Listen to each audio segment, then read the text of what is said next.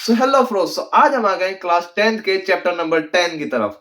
जैसे कि हम क्लास 10th के चैप्टर नंबर 9 को हम बहुत ही आसानी से सॉल्व कर चुके हैं। एक ही एक्सरसाइज थी, उसे भी हमने सॉल्व कर लिया था। अब हम चलते हैं क्लास 10th के एक्सरसाइज 10.1 की तरफ। इसे हम यहाँ पर सॉल्व करेंगे, कुछ बेसिक चीजों को जानेंगे और 10.1 को कंप्लीट करने के बाद फर्दर हम 10.2 की तरफ चलेंगे। बहुत ही आसान एक्सरसाइज है ये, बिल्कुल ना घबराना है, हमें सिर्फ थोड़ी बेसिक चीजों को जानना है और एक्सरसाइज को सॉल्व कर लेना है। चलते हैं एक्सरसाइज की तरफ बिना वक्त गवाए। देखें, कुछ बेसिक चीजें जाननी है हमें। एक सर्किल पर, ठीक है, एक सर्किल पर अगर कोई लाइन एक पॉइंट पर टच करती है, एक पॉइंट पर टच करती है, सर्किल पर कहीं भी एक पॉइंट पर टच करती है, वो लाइन क्या कहलाती है हमारी? वो लाइन हमारी कहलाती है टेंजेंट। सिंपल। और किसी सर्किल पर, किसी सर्किल पर अगर हमारी एक लाइन दो पॉइंट पर टच करती है, एक पॉइंट, दो पॉइंट, तो ये लाइन हमारी क्या कहलाती है? सेकेंड। ये क्या कहलाती है हमारी लाइन? ये हमारी लाइन कहलाती है सेकेंड। आई होप यहां तक आपका डाउट बिल्कुल क्लियर है। बस यही मुझे बताना था, यही दो चीजें इसमें यूज होंगी इस वाली एक्सरसाइज में। टेंजेंट एक पॉइंट पर, और एक चीज और जान लीजिए, एक थ्योरम है, थ्योरम 10.1 है, ठीक है। उसमें क्या कहते हैं कि जो रेडियस से, सेंटर से, ठीक है, सर्किल के सेंटर से जो लाइन कनेक्ट होगी, जो टच होगी पॉइंट ऑफ कांटेक्ट को, इसे हम क्या कहते हैं? इसको याद रखना, point of contact. Point of contact, simple. जो टेंजेंट का और सर्किल का पॉइंट कॉमन पॉइंट है, उसे क्या कहेंगे? Point of contact, simple. और ये जो रेडियस जब इस पे अटैच होगी, ये जो रेडियस जब इस पे अटैच होगी, तो वो थ्योरम क्या बताती है? 90 डिग्री पर होगा। इसके बीच का रिलेशन क्या होगा? ये 90 डिग्री पर होगा। देखिए मैं पढ़ के भी बता देता हूं theorem. The tangent at any point of a circle, eight any point of a circle, tangent कोई से भी पॉइंट पर, सर्किल के कोई से भी पॉइंट पर अगर टच होती है, tangent at any point of a circle is perpendicular to the radius through the point of contact, is perpendicular to the radius through the point of contact. ठीक है, यही बात इसमें कही गई है, बस सिंपल। बिना वक्त को गवाए, बस ये बेसिक चीजें थी, हमने समझ ली। अब बिना वक्त को गवाए क्वेश्चन नंबर 1 की तरफ चलते हैं। क्वेश्चन नंबर 1 हमसे क्या कह रहा है, देखिए। How many tangents can a circle have? एक सर्किल कितनी टेंजेंट्स रख सकता है, ये मुझे बताइए। ये सर्किल है, कितनी टेंजेंट रखेगा? ठीक है, एक यहां आ सकती है, ठीक है, इस पॉइंट पर, ठीक। एक यहां आ सकती है, बिल्कुल एक पॉइंट पर, ये एक पॉइंट पर टच करनी है हमें, ठीक है। एक यहां आ सकती है, बिल्कुल। एक यहां आ सकती है, बिल्कुल। एक यहां आ सकती है, बिल्कुल, ठीक है। एक यहां आ सकती है, बिल्कुल। एक यहां आ सकती है, बिल्कुल। यहां आ सकती है, बिल्कुल। और इसके बराबर में आ सकती है, बिल्कुल। तो कुल मिला के हम क्या कहना चाह रहे हैं कि सर्किल पर जो टेंजेंट्स है वो इनफाइनाइट आ सकती है, ठीक है। इसमें पूछा है हमसे, how many tangents can a circle have? A circle, answer लिख लीजिए, अ सर्किल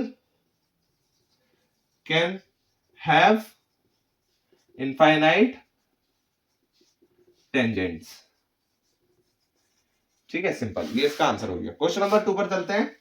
क्वेश्चन नंबर 2 में हमसे क्या कर रखा है? फिल इन द ब्लैंक्स है। A tangent to a circle intersect it in, एक टेंजेंट जो है सर्किल को इंटरसेक्ट करती है, फिर गैप दिया है हमें, ठीक है। एक सर्किल को टेंजेंट इंटरसेक्ट करती है, इट इन, और बीच में डैश देकर कहा है पॉइंट। कितने पॉइंट पर करती है? ये तो हमें पता है, एक ही पॉइंट पर करती है, ठीक है। तो हम इसका आंसर क्या होगा? इसका आंसर सिंपल 1 होगा। एक ही पॉइंट पर तो करती है, ठीक है। टेंजेंट कितने पॉइंट पर करेगी सर्किल को कट? एक ही पॉइंट पर कट करेगी या टच करेगी, ठीक है। क्वेश्चन नंबर 3, ठीक है, ये इसका आंसर हो गया। सॉरी 3 नहीं, ये इसका फर्स्ट पार्ट था क्वेश्चन नंबर 2 का। सेकंड पार्ट पे देखते हैं।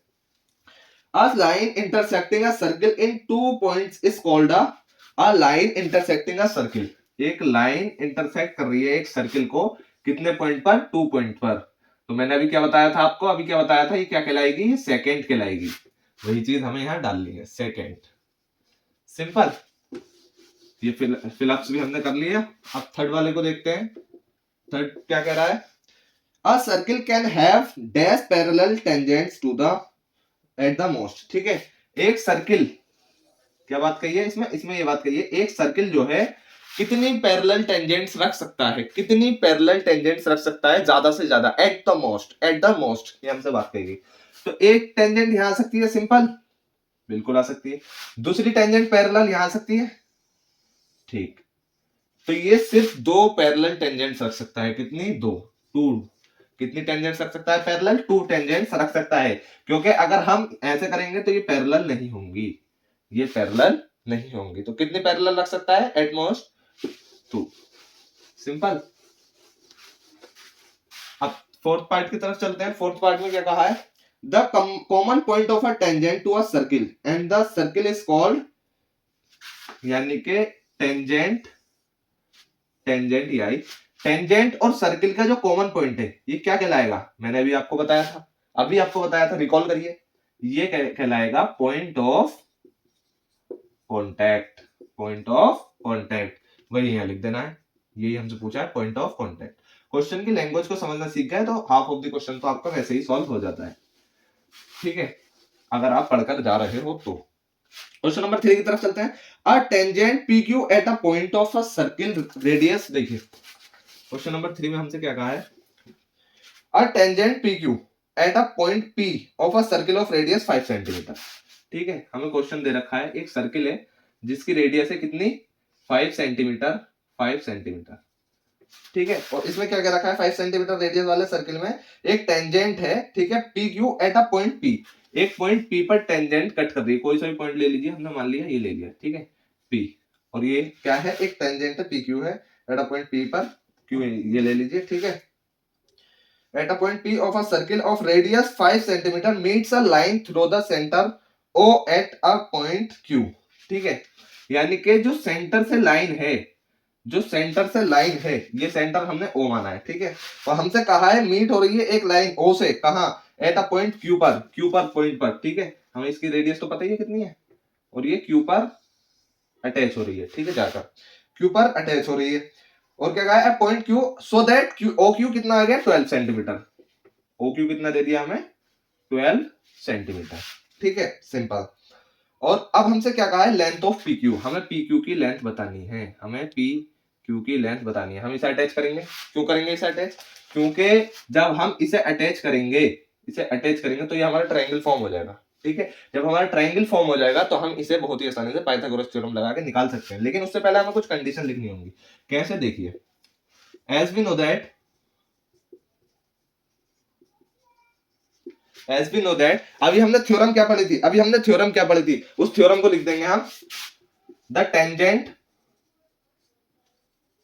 ठीक है। अभी हमने थ्योरम क्या पढ़ी थी? जब टेंजेंट और रेडियस को हम मिलाते हैं, जब हम टेंजेंट और रेडियस को मिलाते हैं तो हमने थ्योरम क्या पढ़ी थी? The tangent at any point of a circle, eight any point of a circle, the tangent at any point of a circle, ये क्या बनाता है? 90 डिग्री एंगल बनाता है, ठीक है। इस perpendicular to the tangent at any point of a circle is perpendicular, सही है, ये परपेंडिकुलर का साइन होता है। इस perpendicular to the radius, to the perpendicular to the radius through the point of contact, ठीक है, सिंपल। अब हमें पता है कि ये क्या है? ये परपेंडिकुलर है, ठीक, ये परपेंडिकुलर, और हमें रेडियस पता है कितनी है? 5 सेंटीमीटर। तो अब हम क्या लिख सकते हैं? हम क्या लिख सकते हैं? Applying Pythagoras theorem, Pythagoras theorem किस पर? OPQ, triangle eight triangle OPQ। हम क्या जानते हैं?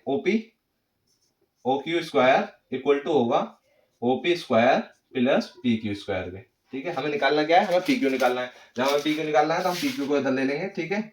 PQ square equal to OQ square, OQ square, OP square को इधर ले आएंगे माइनस OP स्क्वायर, सिंपल। क्या किया हमने? PQ स्क्वायर इधर ही रहने दिया, ये इधर ही रहने दिया, OP स्क्वायर को खुद आकर इधर पहुंचा दिया, OQ में से माइनस कर दिया, OQ square minus OP square, ठीक है। अब क्या किया? सिंपल वैल्यूज पुट कर दीजिए।